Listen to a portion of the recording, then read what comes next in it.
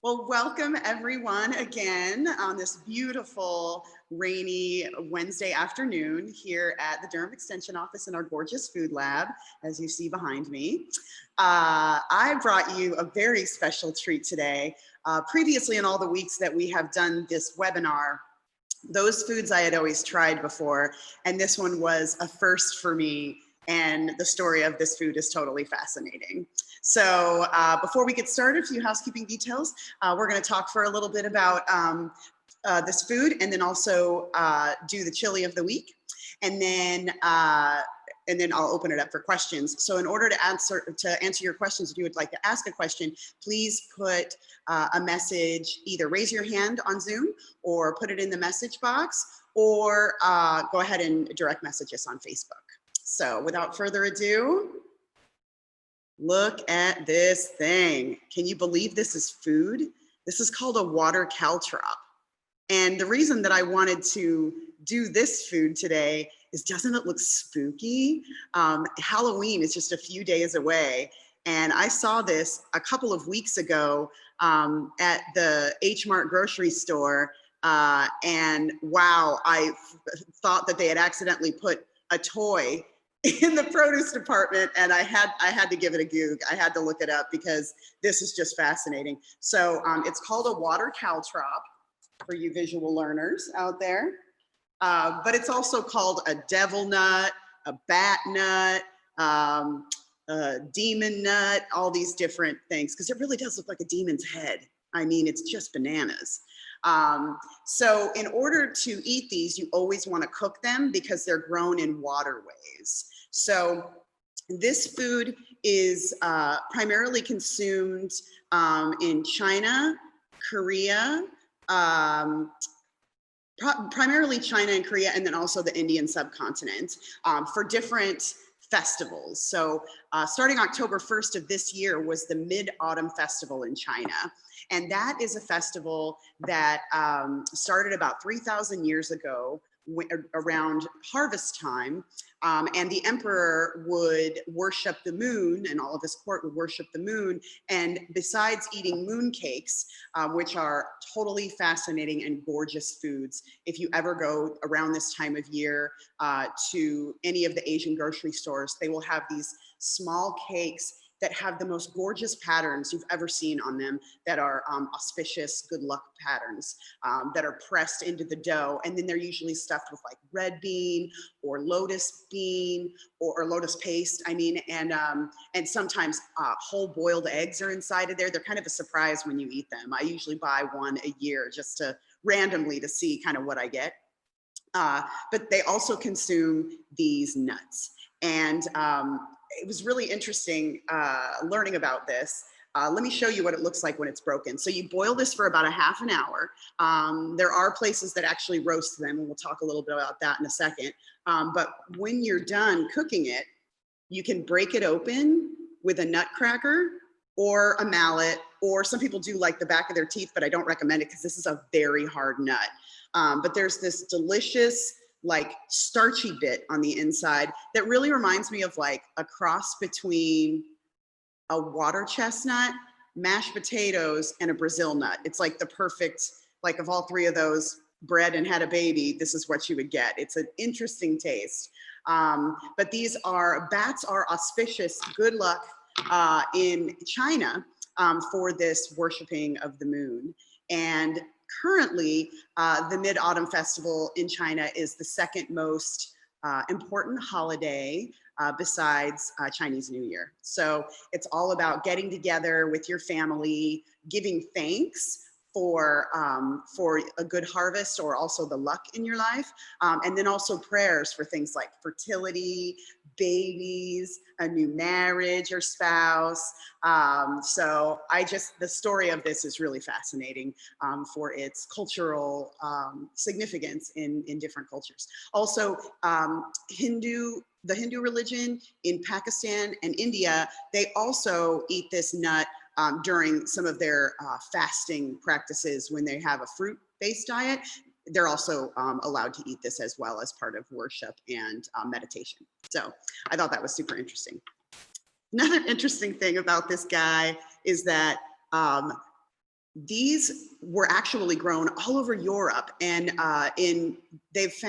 archaeologists have found digging in Germany that prehistoric peoples ate these, and it was a big source of their calories, especially when the grain crop wasn't good. So apparently they were into agriculture quite a long time ago, and this was also something that they supported their diet with, because this is very starchy. It's low in protein and sugar, but it's high in fiber and starch. So this was really important to keep people going if the grain harvest wasn't good. And in fact, you could get these all over Europe until about the 1880s. In Italy, they would roast these because they're kind of like roasted chestnuts on the inside.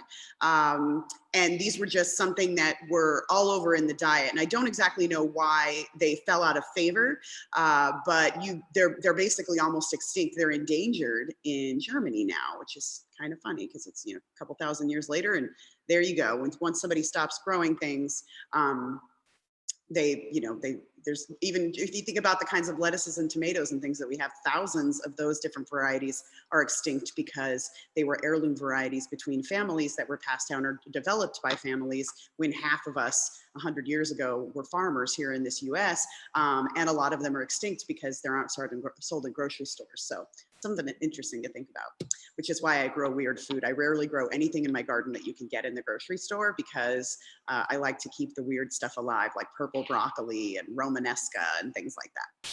So, but the thing about this guy in our nation, we actually have a variety of this that has 4 peaks on it instead of just the 2.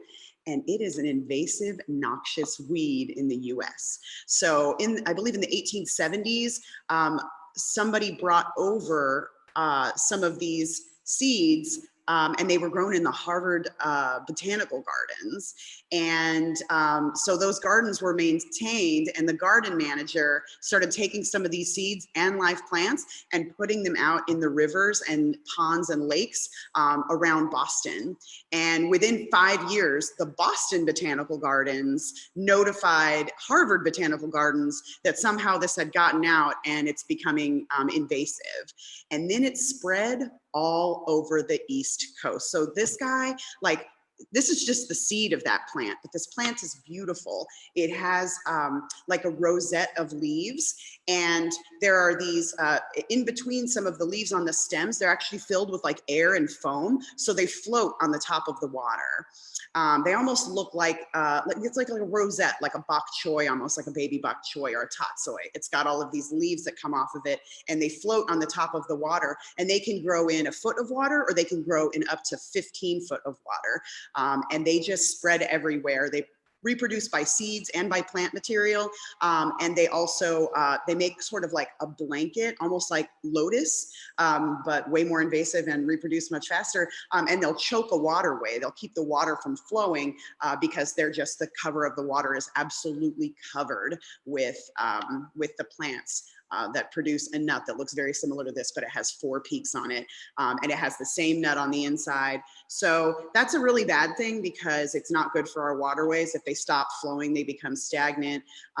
It also, that plant can choke out sunlight into the water. It can prevent, movement of water.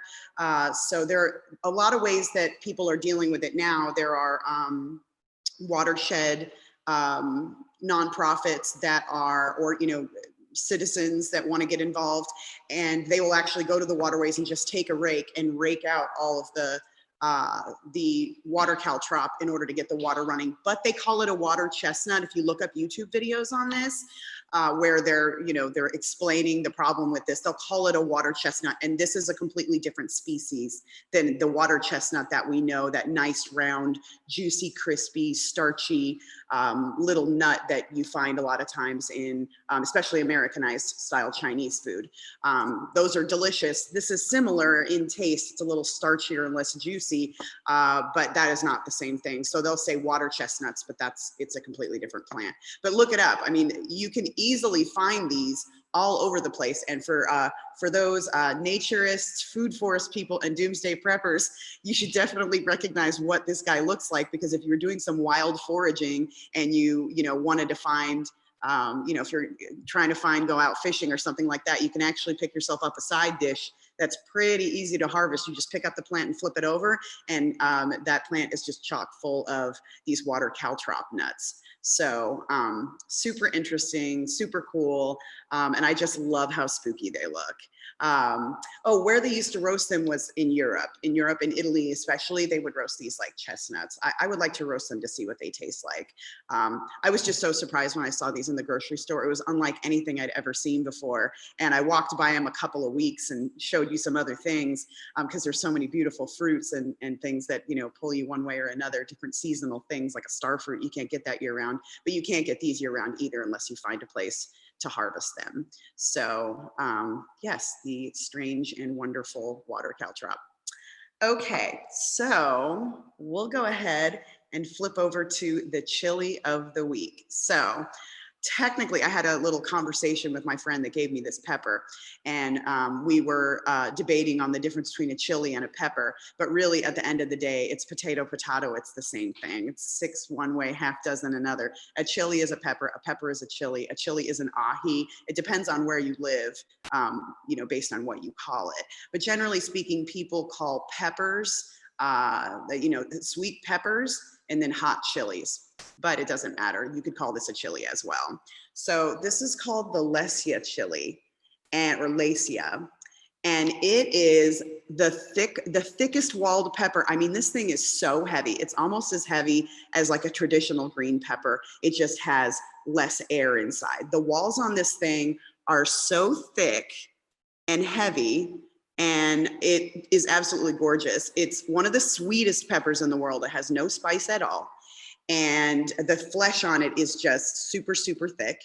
And this was actually developed in the Ukraine by a breeder there. You can't find a lot of information on it unless you dig a little deep, and I found the breeder's notes on this, which is really great. I'm excited to grow these in my garden next year because I have never grown these before. But you usually get between 30 and 40 peppers on one stocky plant. This guy has a really short growing season, I think because it was developed in the Ukraine and they don't have a really long growing season. So this is grown in the Ukraine and then throughout Russia. And in the northern climes of Russia, they're probably grown in hot houses because this is a pepper. So it's a warm season crop. Anything that's a fruit is usually grown in the warm season because, as we've talked about before, plants need to create a fruit, which is a very expensive thing for a plant to create. It needs a lot of sunlight because all the starch that you see is basically air and water, air being carbon dioxide and water, you know, complex together with the power of sunlight to create carbohydrates, and that's starch and fiber. So especially a pepper like this that's real heavy and has a big thick wall on it. I'm excited to actually save seeds from this very pepper to grow next year. Something this rare, sometimes the seeds can be, you know, maybe 40 or 50 cents a piece. So you might get 10 in a packet for $5. And this has a really low germination rate for some reason. I found the breeder's notes and it gives this sort of method for germinating pepper seeds, which is really interesting, where you're going to soak them and wait till they barely sprout, and you're going to plant 3 or 4 of them in a pot and then keep the very best and strongest pepper plant that comes up and then get rid of the rest of them. That's really hard for people when they grow things from seed. They'll put seeds in the ground, the little, you know, 4 seedlings pop up and they want to tease them apart. If you have 3-week seedlings, cut them off, because a sickly baby is not likely to be a champion when it's all grown up and putting off fruit like this. So becoming a gardener means becoming a little bit, a little brutal, and because you want like the very best specimens so that they are disease resistant. This one is resistant to a lot of blights, which is super interesting because it's got to be pretty wet up there. This is also a really drought tolerant pepper. Most peppers like to dry out really well in between waterings, but this one's especially drought tolerant, and you can save the seeds. So I'll be saving the seeds from this pepper because also none of these are in stock right now at the different places that you can normally get this pepper. So I'm very excited about this. These are also really great to dry and make paprika out of because the wall is so thick that when you dry it, you're going to have a lot of flesh there. And I mean, just the smell of it, it smells so strong. Like it's, you know, peppers have a smell when you get them in the grocery store, but never quite like this. This is very, very rich. Like it smells like a pepper. It smells like fresh paprika. So these are supposedly very delicious roasted. I bought a fire pit so that I can have socially distanced parties well, not parties, but have like 2 people over for dinner during our strange COVID holiday. And so I bought a fire pit. So I'm going to roast quite a few of these so that I can enjoy them throughout the year, because roasted and frozen peppers, I love to eat those all through the winter time. And my freezer is totally stocked with roasted tomatoes, and now I'm going to fill them up with roasted peppers. So, okay, well, I'll open it up for questions for anyone if you would like to ask about this spooky, spooky nut or this gorgeous Ukrainian pepper. Awesome. That's super interesting. I used to live in Bulgaria, and there's a certain time of year where all you smell in the air is roasting red peppers. Love that. And I bet it's that same pepper would be my guess, because it's a sweet pepper, and yeah, that's pretty cool. Pretty cool. So we have quite a few folks in our Zoom room today. So I'm going to ask someone if you'd like to raise your hand and ask us a question. The floor is yours. If not, I'm going to ask my own questions as usual, y'all. Okay, I'm going to start then. I'll get the ball rolling. So one of the things I remember from being in Bulgaria is that they would stuff those peppers a lot. And I remember thinking it was delicious, but that I could never like do it physically. So do you have tips for like physically trying to like get this stuff in without making a huge, horrible mess of things? Yes, I do. You know, I've got the tips and tricks. Okay, so what I have, because I don't like my hands dirty either. Like if I'm making dough, I don't like dough stuck all over my hands. I like things to be clean. And so so I have every kind of like, not every kind of as seen on TV tool or anything like that, but like commercial grade chef tools that don't cost very much money, and an ice cream scoop with, you know, the one that you do and it like cleans it out. That's the best. I don't know why anybody would buy those ice cream scoops that you have to use your finger to get it out of. I don't know why. It just seems so weird to me. But but if you get the ice cream scoop with the little, you know, where you push it and it's got that little piece that kind of cleans it out, that is the easiest thing. You can do like rice and meat mixture. You can do, and another thing that's great about that is that when you scoop, it compresses it into the scoop so that when you put it in here, you don't have to shove it in there with your hand. So that works really well. And you could either roast these first. Now these are a funky shape, so they're gonna like lay on their side. Before you cut into it, find the flattest side you can. So like if you can see right there, like that flat side. And then what you can do is just cut a little hole right here and then stuff it. You don't have to roast and peel these to stuff them, but roasted and peeled peppers are like even more delicious to stuff, and they're easier to use your fork, but it's kind of time consuming. If I have a bumper crop of peppers, which I pretty much always do because they're all kicking off right now, and peppers are so expensive in North Carolina that like I really don't like to buy them at the grocery store. I'd rather just grow. I have like 25 pepper plants in my backyard right now, so that I harvest them, I roast them, peel them, and then you just cut like a slit and just cut the seeds out, and then I freeze them flat. So when I'm ready to stuff the peppers, I just take them out, thaw them, and then they're ready to be stuffed and put in the oven. So, or you can even roast them, slit them, pre-stuff them, and freeze them in a casserole pan, and then you just come home, take the casserole pan out of the oven, out of the refrigerator, and then throw it in the oven. You don't even need to thaw it first, and you have like a ready-made dinner. So Yeah, I wouldn't freeze these raw though, because anytime you freeze a pepper raw, or any vegetable raw, if you freeze it raw, there are air spaces in between the plant cell walls. And if there's air in anything that you freeze, it's going to freezer burn.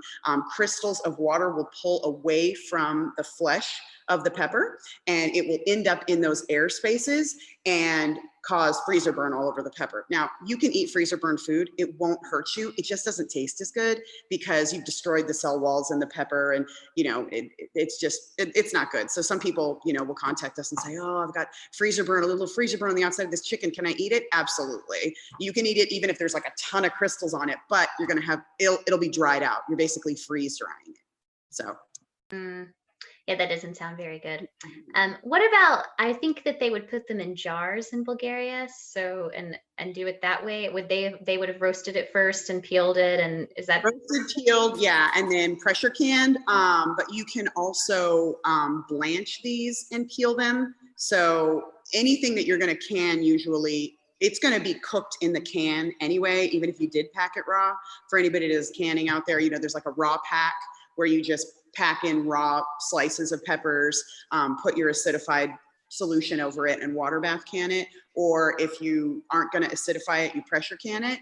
But you don't need to pre-cook them at that point, especially because in a pressure canning, it just it drives up the temperature to past 260 degrees Fahrenheit. So you can actually put raw beans in a can with ham and they'll cook in the pressure. It'll just, within whatever, 20, 30 minutes, you'll have cooked ham and bean soup inside the can. Wow, that's cool. That's cool. All right, we have a kind of a question kind of out a little afield, but it's a great question. What's, I actually relate to this question. What's the best way to clean my oven without stinking up my house? Okay, so there are some self-clean ovens out there. And then there's the stuff, just the nasty kind of stuff that is out there. So the best way to clean your oven without stinking up your house is to not let it get dirty. And I know that's ridiculous to say, but if you take precautions, start with, you could get in there and just get one of those commercial grade. If you didn't want to use chemicals, you could get one of those commercial grade scrubbies. If this is the route you want to go, get a hold of me. I can get you one. They're so scratchy that you can't even buy them at the grocery store because you'll just destroy things with them. You can take the top off your stove. It's bad. Nothing can recover from this scrubby. It's totally commercial grade. It's heavy. When they say heavy duty at Walmart or wherever you go to get your stuff, that's not heavy duty. No. This thing is almost like a Brillo pad. It's more than a Brillo pad. It's crazy. So you can get in there with a scraper and one of those and take all the junk off your stove. Or you could just do the chemical thing one time. Do the chemical thing one time, stink up your house one time. It's beautiful right now. Open up all your windows, turn the fan on your stove so it sucks the fumes out.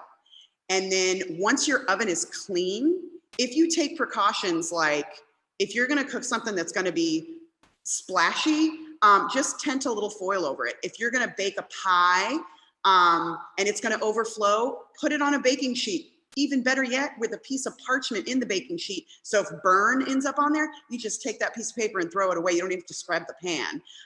If you're cooking something and you can smell it coming out of the pan and burning on the base of your oven, what you do is quickly get a towel you don't care about and make sure it's a natural fiber towel, not a plastic fiber towel. Wet it and take a long pair of tongs and rub it on the bottom of your stove and get that stuff up right away. And then you're not going to have a problem. And then, if it's leaking, you can always put a baking sheet under whatever you're doing. Or if it's something really big and you don't have a baking sheet that big, cover the bottom of your stove with foil, but just prevent it from getting dirty. And then you don't ever have to use chemicals. You can also buy a, if you ever get a new oven, you can get one with a self-cleaning function. And what it does is heats up the oven so high that it basically turns all of everything that's on the inside of the oven into ash. So you can just open it up and wipe it out once the oven cools. But make sure you do that in the winter, because I'm telling you, it will heat up your house because it gets real, real hot. If you self-clean your oven, if there's a self-cleaning oven, it has a locking feature, so you can't even open it when it's happening because it's heating it up like you're baking glass. It gets hot. And so it'll turn it all into ash. wipe it all out, and you're good to go. Yeah. So if you were such a person and you wanted to prep by getting some of these guys, what would the steps that you'd go through to get it in the ground and get it growing and all that? What would you Oh need? no, you don't get it in the ground. It grows in water. So, and it grows all over the place. So I wouldn't try to cultivate this on your own. You just go down to a local waterway and like a pond or they're not usually in ponds because they're, springs feed ponds and rain feeds ponds. But if you went down to like a river, you can even call to figure out where they are, locate your nearest sort of friends of whatever river or waterway organization, because there's lots of them. Most rivers have one of these organizations, and like Ellerby Creek Watershed Association, give them a jingle and ask where their worst infestation of water chestnut or water caltrop, because they may not know water caltrop, but they'll know water chestnut, and go to that waterway, get yourself a fishing pole and a fishing license. Don't break the law. They're very cheap for residents of North Carolina, and put out a line, set it, next to a tree and wade out, and they'll be growing like right across the water. And just give it a goog, look up what these plants look like. You can't harvest the wrong thing because there's nothing else in the water that looks like this. So there's YouTube videos of it all over the place. They'll look slightly different than this. Again, they'll look more like a crown, like a bishop's crown, because they'll have 4 horns on them instead of 2. But those are the exact same thing. So yeah, check it out. Awesome. Thank you, Sherilyn, and thanks to our guests. See you in 2 weeks. Bye. Bye.